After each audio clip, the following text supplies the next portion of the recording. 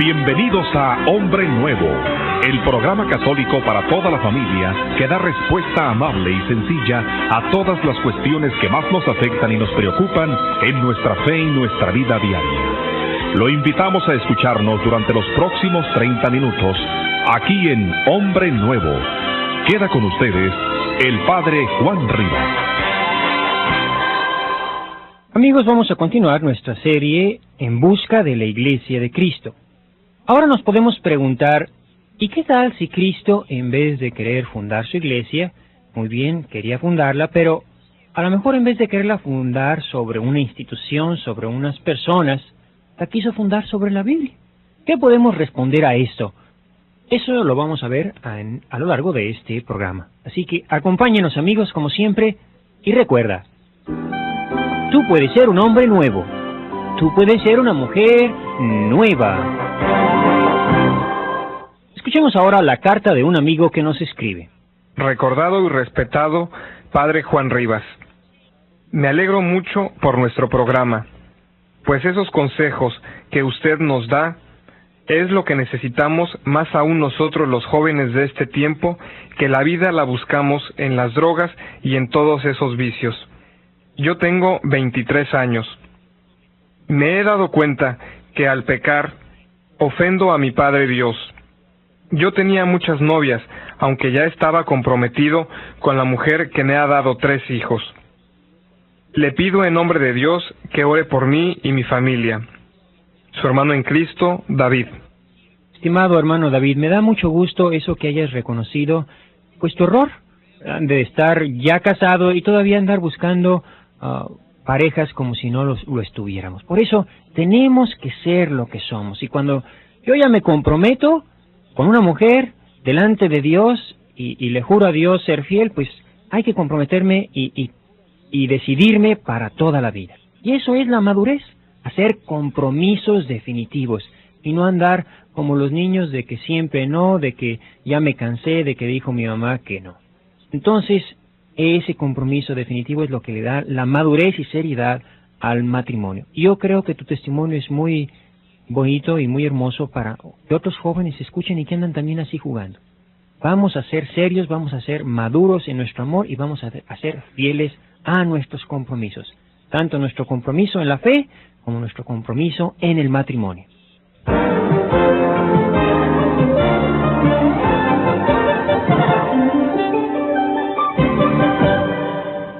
Escuchemos una carta más. Muy apreciable Padre Rivas. Mire, Padre, yo trato de sintonizar al radio para oír su programa. Y en un programa que oí, el locutor casi se ahoga con tanto grito y odio a la Iglesia Católica. Dice insultos y bajezas contra la Santísima Virgen. Esta semana dijeron que iba a haber una reunión de muchos obispos, sacerdotes y monjes católicos, que se les ha caído la venda de los ojos, que estaban arrepentidos de su idolatría equivocada con la Virgen María. Yo creo usted ya habrá oído esto, pero da mucha tristeza que mucha pobre gente ignorante de la religión católica se confundan y siembran la duda. Su amiga en Cristo, Adela. Estimada hermana Adela, decía un cristiano que vivió en los primeros tiempos de la Iglesia, en tiempos turbulentos como los de ahora, que conviene que haya personas que atacan nuestra fe. ¿Y por qué decía eso? Porque esto nos ayuda a profundizar más en nuestra fe, a estudiarla y amarla. Así como las ovejas cuando escuchan al lobo aullar se acercan más a su pastor, así debemos hacer nosotros cuando vemos que nuestra fe peligra. En segundo lugar, que todos entendamos que tenemos la obligación grande de conocer, amar y dar buen testimonio.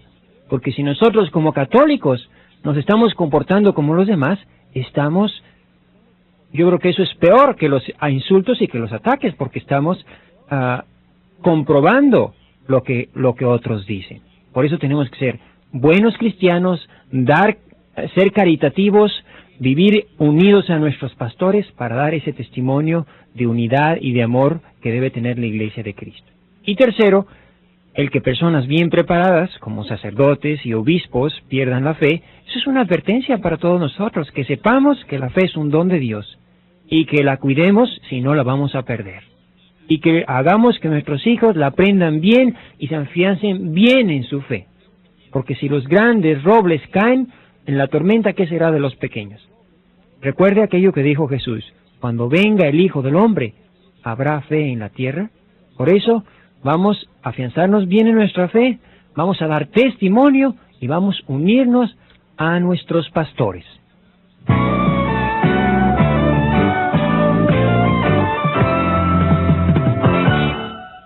La música y su mensaje. Jesús toca a tu puerta. Canta Ana Martínez. Cambiar tu vida, puedes hoy empezar, puedes cambiar tu corazón, puedes cambiar tu vida, puedes hoy empezar, solo abre tu corazón. Jesús toca tu puerta, nadie contesta. Jesús toca tu puerta, pero no hay respuesta. Jesús toca tu puerta, pero tú no contestas. Si solo abrieras tu corazón,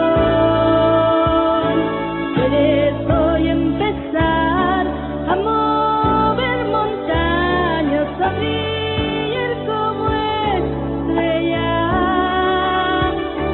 Puedes cambiar tu vida, puedes hoy empezar, solo abre tu corazón. Jesús toca tu puerta, nadie contesta. Jesús toca tu puerta, pero no hay respuesta. Jesús toca tu puerta, pero tú no contestas. Si solo abrieras tu corazón, cambia tu vida, empieza de nuevo, cambia hoy tu corazón. Puedes cambiar tu vida, puedes hoy empezar, solo dile que sí al Señor. Jesús toca tu puerta, nadie contesta. Jesús toca tu puerta, pero no hay respuesta. Jesús toca tu puerta, pero tú no contestas. Si solo abrieras tu corazón.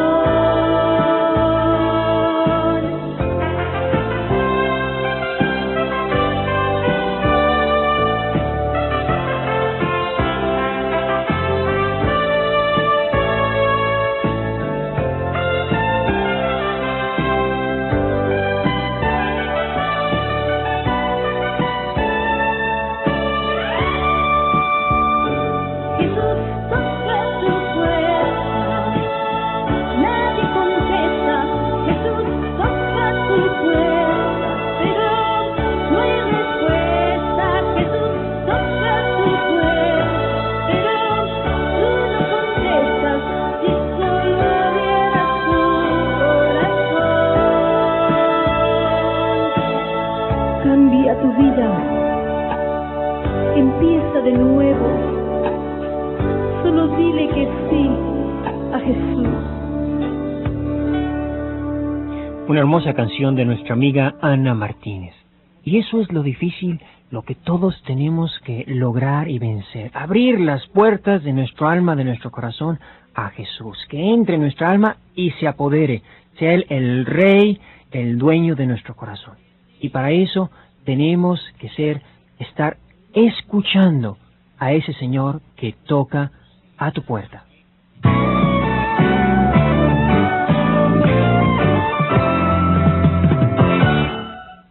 Aún aún no hemos encontrado cuál es la iglesia que Cristo fundó.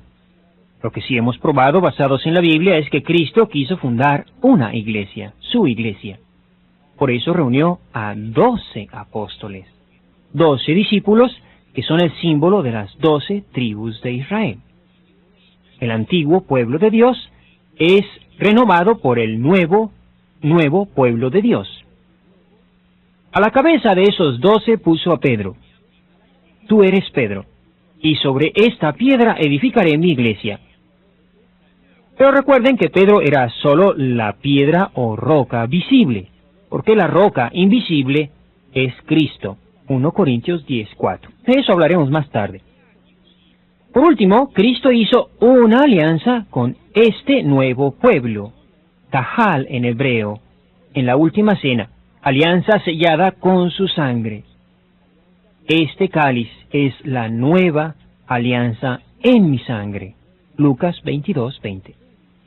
Esto es exactamente las tres cosas que Yahvé había hecho con el Israel antiguo. Primero, los había elegido entre muchos pueblos, decíamos. Segundo, los había guiado mediante jefes, patriarcas una vez, Moisés después, vinieron los reyes más tarde, y por último los profetas. Tercero, había hecho una alianza con ellos en el monte Sinaí. Como ven ustedes, esto refleja la intención de Cristo de formar una comunidad convocada por Él, una eclesia, una iglesia, su iglesia. Aún no sabemos cuál de todas es la iglesia de Cristo, pero la Biblia nos va dibujando algunas de sus características, de manera que podamos saber cuál es su iglesia con certeza. Pero ahora pasemos a una objeción muy interesante. Supongan que alguien nos dice, yo estoy de acuerdo en que Cristo fundó una iglesia. Pero esa iglesia, amigo, no se funda sobre hombres pecadores, sino sobre la palabra de Dios, la Biblia. ¿Qué podíamos responder a esto? Primero hay que responder que es la misma Biblia la que dice que Cristo formó su iglesia con hombres. Esos hombres eran muy pecadores. Traidor como Judas, pecador como Pedro, incrédulo como Tomás, incierto como Felipe. Y de esos hombres, a esos hombres pecadores, dijo, el que a vosotros oye, a mí me oye. El que a vosotros escucha, a mí me escucha. Y a ellos prometió su espíritu. Segundo, no podemos usar la Biblia, fíjense bien, contra lo que Cristo mismo ha ordenado y mandado. No podemos usar la palabra escrita contra la palabra viva que es Cristo. Así lo dice San Juan. La palabra se hizo carne y habitó entre nosotros. A todos los que la recibieron les dio poder de hacerse hijos de Dios. ¿Quién es esta palabra de Dios que se hizo carne? Cristo. La palabra de Dios es Cristo, y Cristo no es la Biblia. La Biblia nos habla de Cristo, pero Cristo no es la Biblia. La Biblia nos habla de la iglesia, pero la iglesia no surgió de la Biblia. Fue más bien la Biblia la que surgió de la iglesia. Por eso debemos distinguir entre palabra de Dios escrita, que es la Biblia, sí es la palabra de Dios, pero es la palabra escrita, y palabra de Dios viva, es Cristo. Cristo es la palabra de Dios viva. Y no podemos usar la palabra escrita para hacer que se calle la palabra viva, que es Cristo. Ahora fíjense bien, ¿quién es la roca en el Antiguo Testamento? La roca es Yahvé, es Dios. Así dice un salmo. El Señor es mi fuerza, mi roca y salvación. ¿Quién es la roca en el Nuevo Testamento? La roca es Cristo, ya lo decíamos que lo dice San Pablo. Ahora fíjense bien, Dios la roca, Cristo la roca, le dice a Pedro, tú eres roca, tú eres Cefas, eso es lo que significa, roca. Ahora, si Dios la roca, si Cristo la roca, le dice a Pedro, tú eres roca, tú eres piedra y sobre esta piedra edificaré mi iglesia, yo no puedo decir que la Biblia no dice eso, no puedo echar la Biblia en contra de lo que dice Cristo. No puedo decir a Cristo, cállate tú, mira aquí lo que está escrito en la Biblia. ¿Quién es el pastor en el Antiguo Testamento? Yahvé, El Señor es mi pastor, nada me faltará, me guía por las sendas tranquilas. Así dice un salmo también. Yahvé es el pastor. ¿Quién es el pastor en el Nuevo Testamento? Cristo. Yo soy el buen pastor. Ahora fíjense bien, Dios el pastor, Cristo el pastor, le dice a Pedro, apacienta mis ovejas. Lo nombra pastor de sus ovejas. Si Dios el pastor, si Cristo el pastor, le dicen a Pedro, tú eres el pastor, apacienta mis ovejas, apacienta mis corderos, nosotros no podemos negar lo que Cristo afirma. Entonces, primero hay que poner atención a lo que Cristo, la palabra viva, dice. Y no podemos usar la palabra escrita para hacer que se calle la palabra viva, que es Cristo. Porque muchas veces, la Biblia dice esto, la Biblia dice lo otro. Y yo te pregunto, hermano católico, ¿y qué dice Cristo? ¿Es que Cristo dijo, sobre esta Biblia edificaré mi iglesia? ¿Eso dijo Cristo? ¿Es que Cristo dijo a sus apóstoles, id y repartid la Biblia, el que sepa leer y interpretarla se salvará, y el que no sepa leerla se condenará? ¿Dijo eso Cristo? ¿Es que Él dijo, el que lee la Biblia a mí me escucha y el que no la lee a mí no me escucha? ¿Dice eso la Biblia? ¿Dijo eso Cristo? No, eso no lo dice la Biblia. Pero hay muchos que actúan, tampoco lo dicen ellos, pero actúan como si lo hubieran dicho. Usan la palabra escrita para cancelar lo que dijo la palabra viva, que es Cristo. Porque lo que Cristo dijo fue, id y predicad a todas las naciones. Y se lo dijo eso a sus discípulos. Cristo dijo, el que a vosotros oye, a mí me oye. Y eso se lo dijo a sus apóstoles. Cristo dijo, yo rogaré para que tu fe no desfallezca. Y eso se lo dijo a Pedro. Por eso la iglesia de Cristo se funda sobre la autoridad de Cristo, cabeza invisible de la iglesia. ¿Quién confirió la autoridad de confirmarnos en la fe? A Pedro, cabeza visible de la iglesia. Y confirió autoridad de enseñanza a los apóstoles y autoridad de predicación a sus discípulos. Pero ahora podemos preguntarnos, ¿por qué Cristo puso como fundamento de su iglesia a unos maestros, a unos apóstoles, a unas personas, y no la Biblia? Porque la Biblia necesita a alguien que le explique, unos maestros constituidos en autoridad. Eso sí lo dice la Biblia. En el caso, por ejemplo, del eunuco que iba leyendo la Biblia y Felipe le sale al paso y le pregunta, ¿entiendes lo que lees? Y él respondió, ¿cómo voy a entender si nadie me lo explica? Hechos 8:27. La Biblia, pues, tiene autoridad, pero esa autoridad le viene porque le escribieron unas personas a quien Cristo había puesto como autoridad, para que la explicaran. Y por eso, los que no aceptan la autoridad y los maestros puestos por Cristo para explicarla, se pierden y se confunden. Además, Cristo no podía fundar su iglesia sobre la Biblia, porque la Biblia no existía cuando él vivió. Existía el Antiguo Testamento, pero el Nuevo Testamento no se había escrito todavía. Si hubiera querido basar su iglesia sobre la Biblia, él mismo lo hubiera bajado del cielo, o lo hubiera escrito, o hubiera mandado a sus discípulos que le escribieran, y no hizo ninguna de esas cosas. La Biblia surgió de la iglesia, y por iniciativa de la iglesia de Cristo, y no se puede entender sino con el espíritu de la iglesia. La Biblia, ya lo he dicho antes, es un libro que está al alcance de todos, de los niños, de los ignorantes, pero sí se usa para hablar con Dios, para orar, para practicar lo que Cristo nos dice en el Evangelio. Cualquiera, hasta un niño entiende lo que es el amor al prójimo escuchando la parábola del samaritano. No me digan que no. O el amor a Dios, a los pecadores cuando escuchamos la parábola del hijo pródigo.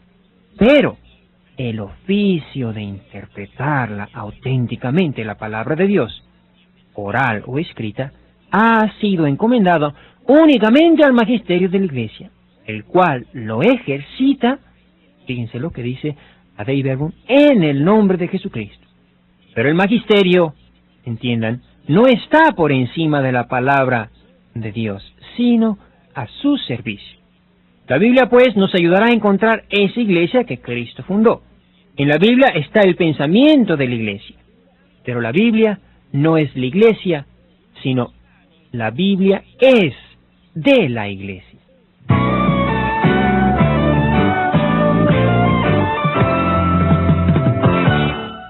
Varias veces he leído cartas de católicos, ustedes las han escuchado, que nunca leyeron la Biblia, y la primera vez que lo empiezan a leer, les surgen dudas de su fe, en vez de reforzarse en ella. Yo me pregunto, ¿a qué se debe esto?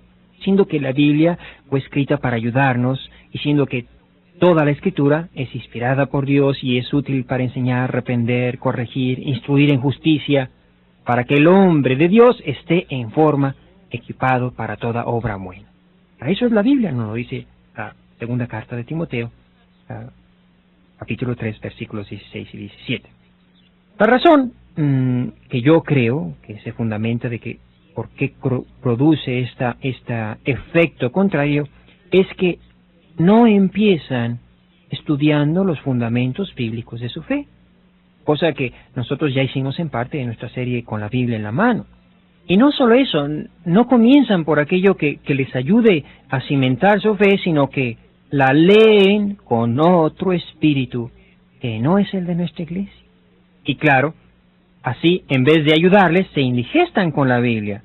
Pero no porque la Biblia sea mala, sino porque te la comes cruda.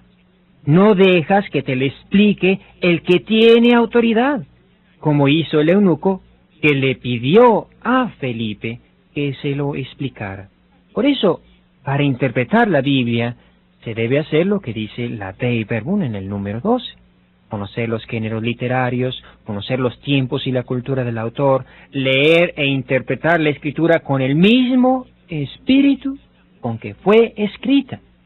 Y no digo más porque ustedes lo pueden leer en los documentos del concilio, y ahora no es el tema de estas pláticas. Lo que quiero probar ahora es que ni la fe cristiana, ni la iglesia que Cristo fundó, surgieron de la Biblia, ni de la interpretación de la Biblia.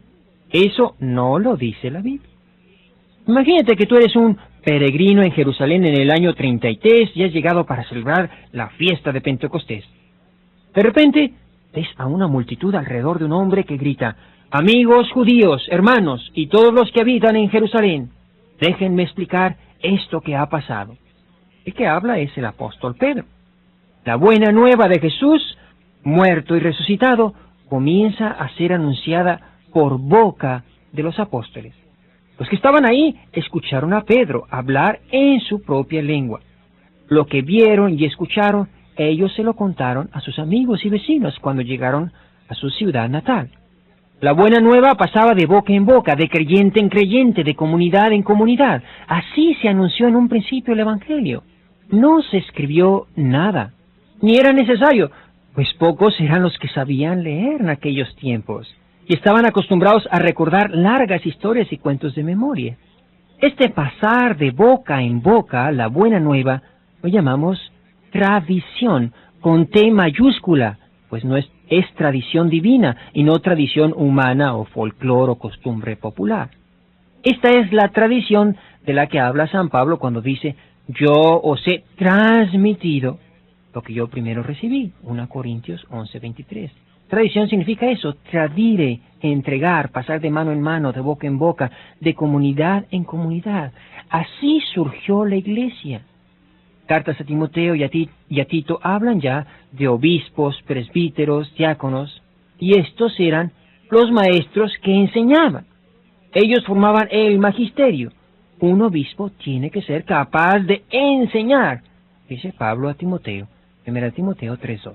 Esa iglesia pues tenía esos maestros. Todo esto nos va dando más pistas, más señales para encontrar esa iglesia del Dios vivo, columna y fundamento de la verdad. Así la llama San Pablo en 1 de Timoteo 3:15. No me digan que no habían leído esto. Aún no sabemos cuál es la iglesia verdadera, pero por lo menos ya nadie que realmente conozca la Biblia puede negar que Cristo fundó una iglesia. Y esta es la columna y fundamento de la verdad. Y de esta iglesia salió el Nuevo Testamento. Primero es la iglesia y después la Biblia. El Evangelio de Marcos se escribió 35 años después de fundada la iglesia. Pocos años después se escribió el Evangelio de San Mateo. La primera carta de San Pablo se escribió hasta el año 50. La carta a los tesalonicenses, en el 56-57 las dos cartas a los corintios. alrededor del 99 se escribió el Evangelio de San Juan y ya existía la iglesia. 100 años después la iglesia ya estaba esparcida en la mayor parte del mundo conocido y aún no todos conocían la Biblia completa, cartas de San Pablo ni los evangelios. Es más, circulaban muchas otras cartas y evangelios que no eran auténticos, los llamados apócrifos. ¿Y quién fue el que dijo, estos sí y estos no forman la Biblia? ¿Quién fue? Yo no fui, ni fue Tete, fue la iglesia. La lista de los 27 libros del Nuevo Testamento lo hizo la iglesia en el año 390. Por tanto, hermanos, con esto concluimos este segmento y quedando claro que la iglesia de ninguna manera surgió de la Biblia.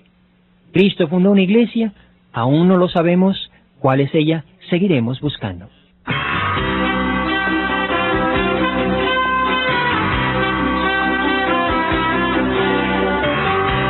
Esto fue Hombre Nuevo con el Padre Juan Rivas. Si desea obtener una copia de este su programa, llame hoy mismo al 1-800-777-4547. Muchas gracias por su atención y hasta la próxima.